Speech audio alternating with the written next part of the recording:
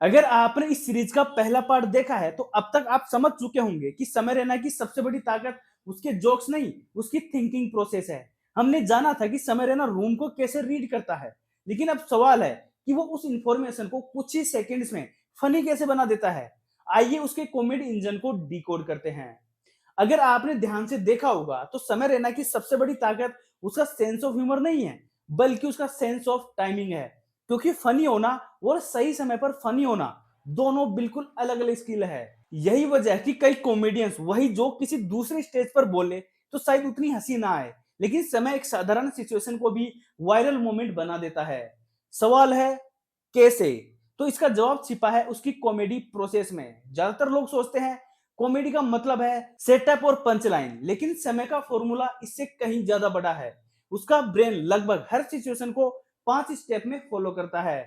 First observe, second predict, third wait, fourth twist और पांचवा comeback. और यही 5 स्टेप उसकी इंस्टेंट कॉमेडी की रीढ़ की हड्डी है। सबसे पहले ऑब्जर्व। समय सिर्फ ये नहीं सुनता कि सामने वाला क्या बोल रहा है, वो ये भी देखता है कि कैसे बोल रहा है, उसकी बॉडी लैंग्वेज क्या कह रही है, कॉन्फिडेंस असली है या सिर्फ दिखावा, ऑडियंस उसकी बात पर भरोसा कर रही है या पहले से ही डाउट में है।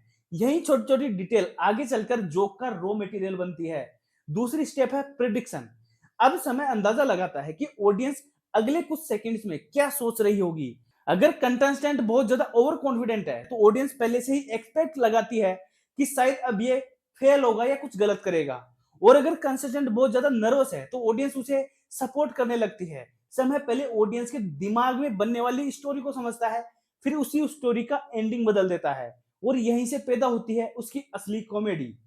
तीसरा स्टेप है इंतजार, वेट। यही वो चीज है जो समय को बाकी कॉमेडियन से अलग बनाती है। वो हर जगह बोलने की कोशिश नहीं करता।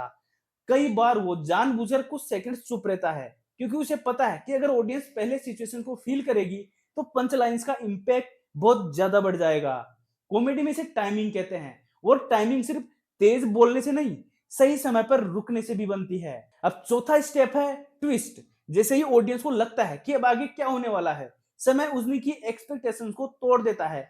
यही वजह है कि उनके रोस्ट इंसल्ट नहीं लगते, बल्कि इंटेलिजेंट ऑब्जर्वेशन लगते हैं। वो किसी इंसान का मजाक नहीं उड़ाता, वो उसकी कही हुई बात के अंदर का छुपा हुआ कॉन्ट्राडिक्शन को बाहर निकाल देता है। और आखिर में 5वें नंबर पर आती है कॉल बैक। यही टेक्निक अच्छे कॉमेडियंस और ग्रेट कॉमेडियंस के बीच फर्क पैदा करती है। शुरुआत में कही गई एक छोटी सी लाइन कुछ मिनट बाद वापस आती है, लेकिन बिल्कुल नए मीनिंग के साथ। ऑडियंस इसलिए जोर से हंसती है क्योंकि उनका ब्रेन पुरानी इंफॉर्मेशन को नई सिचुएशन से जोड़ देता है। यही कारण है कि समय के शोज में एक जोक कभी अकेला नहीं चलता, हर जोक अगले जोक की फाउंडेशन बन जाता है।